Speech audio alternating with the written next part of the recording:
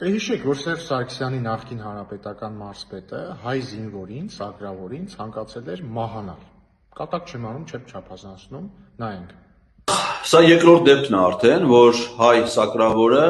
պայթում է Հայաստանի տարածքում հայ զինվորի կողմից տեղադրված ականի վրա։ Մաղթում ենք, որ դա վերաբերվի բոլորին։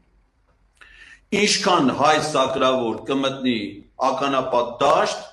ցանկանում ենք, որ ընտեղից դուրս բերվի նրա մարմինը կամ վիրավոր մարմինը։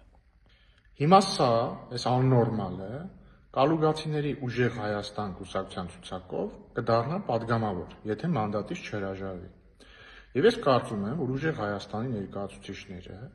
եթե չեն կիսում այս հայտարարությունը, պետք է հորդորեն այս աննորմալին դնել մանդատը եւ չգալ ազգային ժողով։ Հակառակ դեպքում, եթե նա գա ազգային ժողով, մենք համարելու ենք, որ ուժեղ Հայաստանը կիսում է այս կարծիքը եւ նույնպես մահ է ցանկանում հայ զինվորին եւ հայ սակրավորներին։ Եվ հետեւաբար ազգային ժողովում դաժան օրեր են սպասվում ոչ միայն այս Սերժի մնացուկին, այլ նաեւ ազգային ժողովի կալուգյան ամբողջ համայնքին։